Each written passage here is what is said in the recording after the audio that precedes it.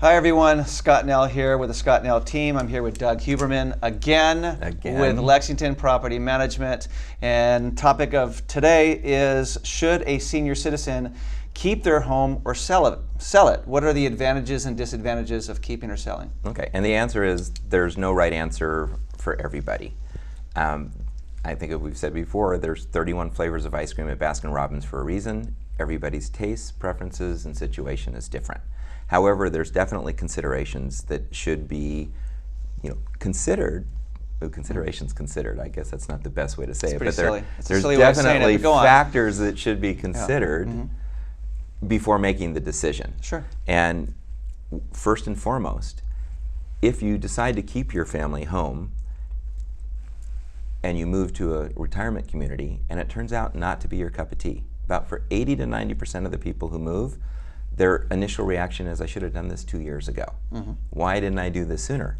But for the 10 to 20% that it doesn't work out for, by keeping your home when you move, it's like a safety. It's like a safety net. Right. So there's more comfort with the decision. Right. You can make the decision knowing that if it doesn't work out for you, you have not just a home, but you have your home to go back to. Absolutely. So that's one factor to consider.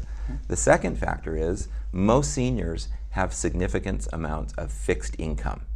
They have income that is not going to increase over time.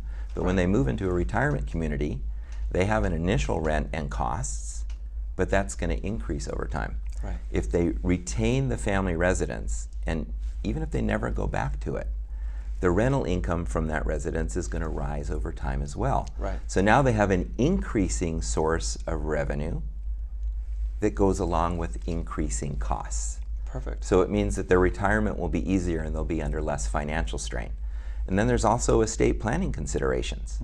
So for example, there's a basis reset, which means if you bought a home 30, 40 years ago for $50,000 and now it's worth $1 million, if you sell it because you're moving into a retirement community, there's a $950,000 gain that has to be dealt with on some level. Right. And it may be partially offset, it may not, based on what you've declared in the past.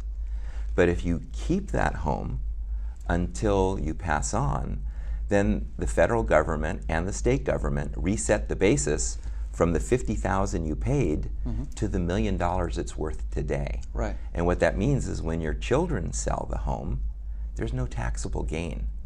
So what you've done by having a home manager involved while you're living in your home and then retaining the home when you move to the retirement community is you may have denied Uncle Sam with access to taxes on $1 million gain. To see that it's not just a tactical decision about let's keep the home up so it's worth more and mom and dad can live there more safely, but it also fits into let's help mom and dad make sure they have increasing income to offset increasing costs over time.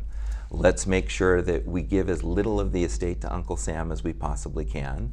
And if mom and dad are conflicted about moving from their home where they made all their memories to a retirement community where they know there's social benefits, why not let them do so knowing that if they don't like it, they can go back? So there's a lot of, I guess you want to call them human factors involved that go well beyond the checklist of what we do every day as a home manager. Excellent. Thanks again. Thank you. Hey everyone, if you'd like more information about myself or my amazing team, check out scottnellteam.com or subscribe to our YouTube channel. Thanks for watching.